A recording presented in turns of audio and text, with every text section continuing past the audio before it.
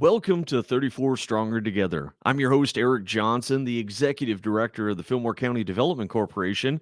And on today's podcast, we're talking teammates, not just for a single chapter, but for everything in Fillmore County and abroad. And I think I got somebody in mind to help us with that. Welcome to 34 Stronger Together.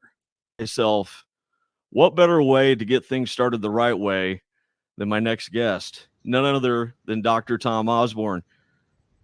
Sir, it's a pleasure to get to talk to you. How you doing today? I'm fine, Eric. Once we got connected here, I had a little trouble. I'm not necessarily a technology genius, but we did get together. So nice to talk to you. It is a pleasure to get to talk to you, sir. And yeah, technology is a fun thing as long as it works in our perspective. But glad that glad that we get to communicate. Of course, talking about teammates mentoring. What better way to get things started the right way than having our first conversation with you, sir, and your inspiration and efforts. Walking through and seeing all the schools here as school gets back into session. Be there is a cross, and be there is, tell us a little bit about what be there means to the teammates mentoring program. Well, I can go back to the inception of Teammates. It was in 1991. I'd been in coaching for quite a while and seen a lot of changes, family structure, things that kids are going through, and I'm spending less and less time on X's and O's and more time on personal issues. And what had happened was that the family structure had changed remarkably. Started coaching back in 1962. At that time, very rare to encounter a young man that we were recruiting who wasn't growing up under the same roof as both biological parents. Time went on, that changed significantly, and I would go to one town to see the dad, another town to see the mom. Sometimes there was no dad, sometimes there was no mom, and so just kind of on a whim, one day I got in front of a team. I said, "How many of you guys would be willing to serve as a mentor to some seventh or eighth grade boys in the Lincoln Public Schools?" 22 hands went up, and we had no idea what we were doing. We just went to Lincoln Public Schools and said, "Do you think there's some kids that would like to have a football player as a mentor?" And they said yes, and so we matched them up. And the years went by, and it seemed to be working well. And we're gratified because when these guys got to be seniors, of the 22, they all graduated. One guy was a little bit late because he was riding dirt bikes and making money around the country.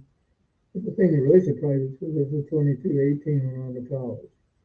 We thought from that population, if we got 4 or 5 that went to college, that'd be really good. And so we thought, well, there's something to this, and so we expanded the program first year in Lincoln, then went on to the rest of the state in Nebraska and in Iowa. And now we're in Kansas, South Dakota, and Wyoming. So we're mentoring about 10,000 young people, and we've mentored 47,000 plus since inception. And so we know a little bit more about what we're doing now. We did a lot of studies and find that in about 85% of our matches that attendance improves in school. There's fewer discipline problems, fewer trips to the principal's office, less classroom disruption, less criminal activity, gang membership, substance abuse, and so on.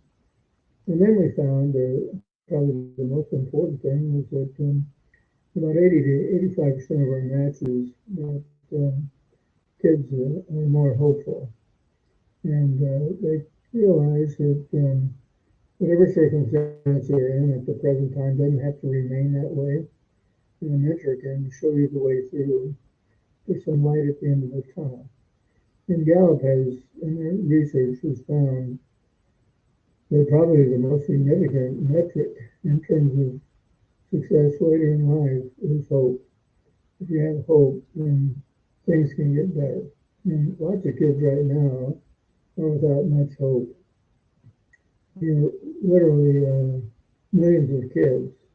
I think, according to the National Mentoring Partnership, 9 million kids report not having a single adult in their life that cares about them unconditionally, somebody they can turn to in a crisis. And there's probably more than that. So, anyway, it's important for us to continue to recruit mentors because the mentor is somebody who's going to be there, somebody who's going to be a constant in that young person's life. And many of those kids don't have any constant influence or effect in their life that they can count on. And so anyway, anyone who's interested, we love to have them. We are school-based, so that means you mentor in the school, and the school will set up a place for you to meet. They'll do screening, they'll do some training. They just don't throw you in there and say, do whatever you want. And the mentee also is trained. They understand what you're there for, what to expect, what not to expect. And we find that our mentors say, but generally speaking, they receive as much or more out of it than the mentee. Now, I'm puzzled about that. I finally surveyed about 50 of our long-term mentors, and they gave me various answers, like, well, I feel good when they come and throw their arms around me and glad to see me. Some of them said, well, it's helped me be a better parent because I realize now that kids are going through a lot of things that I didn't experience. I was I think we all assume that things are today like they were 30 years ago. And that's not true anymore. And it's made them better parents, all kinds of answers. And I finally kind of distilled it down. I realized that what these mentors really meant was that serving somebody who on the surface can't do anything for you in return provides a sense of meaning and purpose in your life that you might not find any other way. And so meaning and purpose comes from serving and sometimes sacrificing. And it's not synonymous with happiness. Happiness has to do more with receiving. And so I think our mentors do get a lot out of it. And they do primarily provide them with a sense of mission and meaning and purpose. So enough from me. That's kind of where it all started and how it came to be. And here's the thing about it being a mentor, it could be all varying aspects of life. Of course, with football coach, you could be anywhere from just a grocery store manager to a radio guy or whatever it is. All aspects of life, it's a unique deal because you can come and have that interaction with the mentee and maybe influence them into a career path they didn't even know about. That's the unique thing. Right. There are just a lot of things that kids are not aware of. And so to have somebody in their life who, number one, cares about them unconditionally Hmm. and demonstrates the fact that they care by showing up. We meet once a week in a school, usually over the lunch hour, and lunch hours are 35, 40 minutes. Hmm. I'm going to see mentor two kids today. And one of them will be at school over the lunch period, another one will be a little bit later in the day. And so it doesn't take a lot of time, the consistency, and mentees, like 99% of them indicate they appreciate the mentor because they realize that their mentor cares about them and that their mentor is there and somebody they can count on. And a lot of kids don't have that in their life. That's exactly right. And, a positive influence. And, a small little story, you know, when I was back in college, I just got to experience a small little influence of you in my life.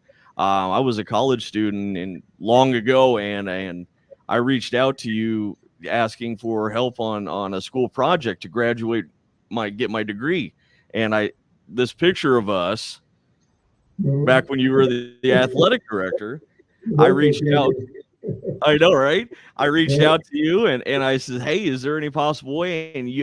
Those words ring true to this day. You're like, "If it's for school, you please come on in.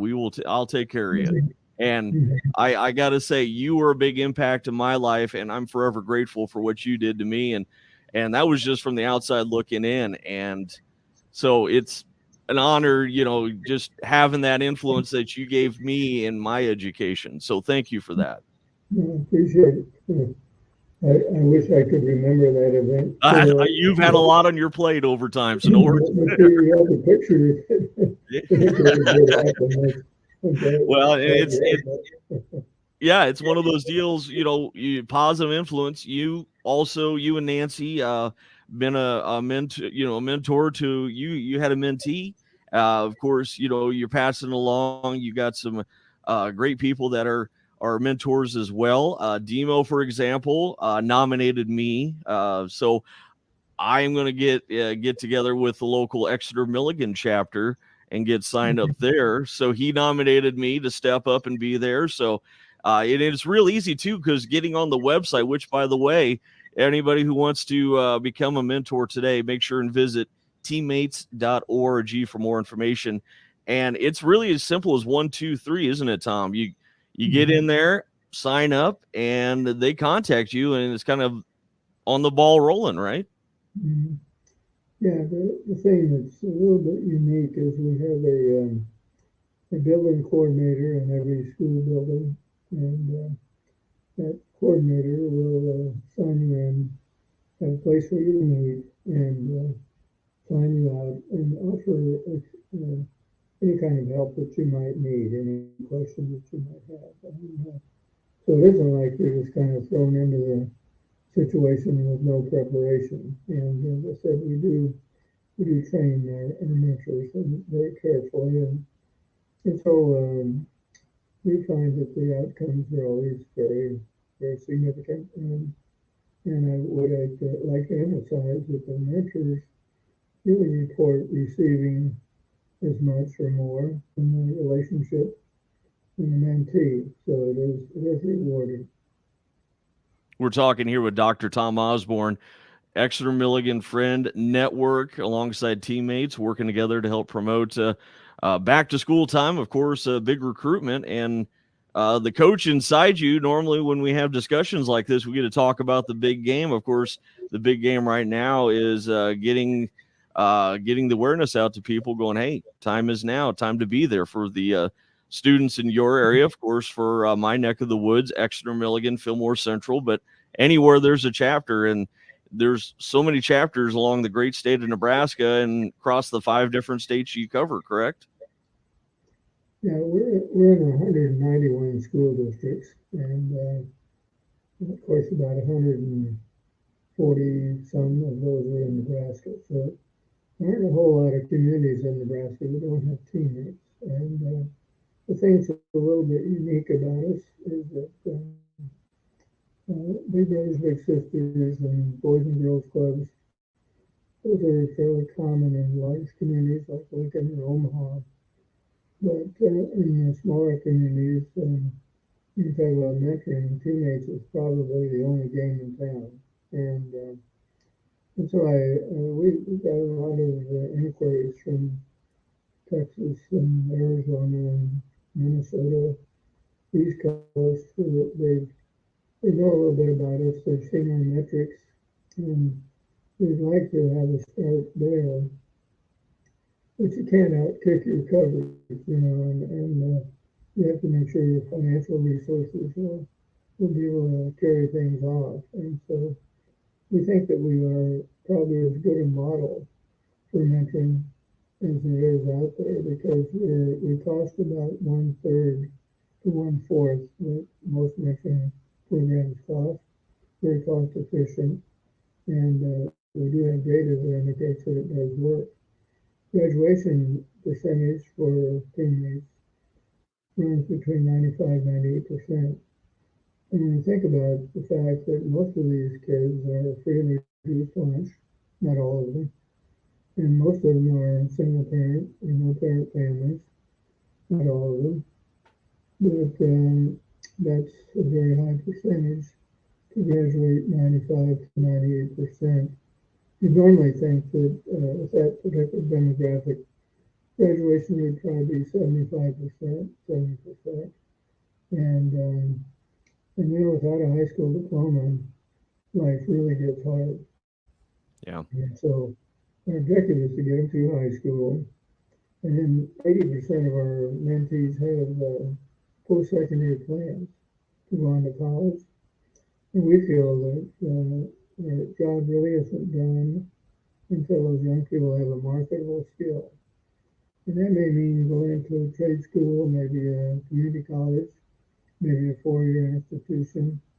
We have over $3 million in scholarships that we award to our seniors each year. And so it doesn't just end usually with high school. Usually it goes beyond that. And we do provide post-secondary mentors. And we found that for first generation college students, people who didn't have anybody in their family gone to college, the retention rate from first year to second year was only about 65%. They hit a bump in the road. A Wow. lot of those kids didn't have anybody at home to relate to what they're going through, and so they'd quit. And by providing a post-secondary mentor quite often the one they had in high school, we found that that retention rate went up to over 90% from first year to second. And usually if they stay in the second year, then they're going to continue on to graduation. So anyway, we do a lot of post-secondary mentoring as well. Do you see a lot of, as we get tail end on time here, and uh, do you see a lot of the ones that get mentored as they grow up and then they get out of the picture, out of the education picture, come back and become a mentor for the next Yeah, roll of kids in that way? yeah, we have a lot of that. And anymore, like last night I was in Omaha, and somebody came up to me and said, I was in TeamMates, and really appreciate what happened, and I'm a mentor now. And we find a lot of that. The kids have that experience, and they realize that they would like to continue to serve by being a mentor. Wow, that's awesome. I, we could sit here and talk a time or two and pick your brain about everything that goes, but for what you've done for the Teammates Mentoring Program, my final question to you, from where you and Nancy were back in '91, could you imagine how everything has developed so far and still continues to develop? Does this kind of blow your mind? Well, yeah, we just thought it would begin and end with some football players mentoring, and because we knew it would be good for the young people that were mentoring. But we also felt that the young guys on our football team that were mentoring would benefit as well to serve somebody else. And so yeah, when it started out, we had no idea that it would expand, but it did seem to work. It did seem to serve a purpose. And as we went on here in Lincoln using adult mentors, um, we realized this is a scalable, marketable product that we could, and we're not making money. Obviously, we have to raise $3-4 million a year to run the program, Yeah. and so but it has served a lot of kids. Well, you just continue to do the most good. You got a great support staff that's really working hard to keep this program continuing on, and it's just an honor for what you've done so far and what you continue to do. Thank you so much for what you do for Teammates. Thank you, Eric. And it's an honor, and of course, whatever I can do to help out at the local level, and like I said, for you, the listening audience as well, to become a mentor, it's real easy. One, two, three. Number one, sign up, make sure and go to the website teammates.org. You will get contacted by a local representative, go through the training process, like Coach Tom said here, and then you'll be paired up with a mentee, and just like that, you're changing lives for the good. And of course, can't wait to keep talking more about teammates and what to expect. Of course, just let everybody know too, this September 18th through the 22nd, Teammates is hosting Spirit Week to help people get excited about the cause. Of course, great partner in Runza. I know Dr. Tom love him some Runza there, but they're a great partner for Teammates, and they've always treated the program great. And very excited to have Runza help out again this year. Correct? That's right. Yeah. Yeah, I remember Don Everett was a guy who really got runs it going, and he was a walk-on football player for us. And one day he came in to see me, and he said, gonna have to quit football." He said, "My grandparents started this whole restaurant out on the west end of Lincoln." He said, "I'm gonna have to help with that," and he took it over, and of course he expanded all across the state. And but Don was always a great supporter of teammates, and Rosa continues to do that, as do many other businesses. Of course, many other great businesses that help support teammates. We want to thank you as well for your loyalty and support. And of course, Mr. Osborne, it's been an honor. I appreciate the time. Like I said, I could probably talk a day or two and pick your brain, but I know time's precious. But thank you for what you do. Thank you for impacting my life, and of course, many others. As the kids are back in school, you're doing the most good. And thank you so much for what you do. Thank you, Eric.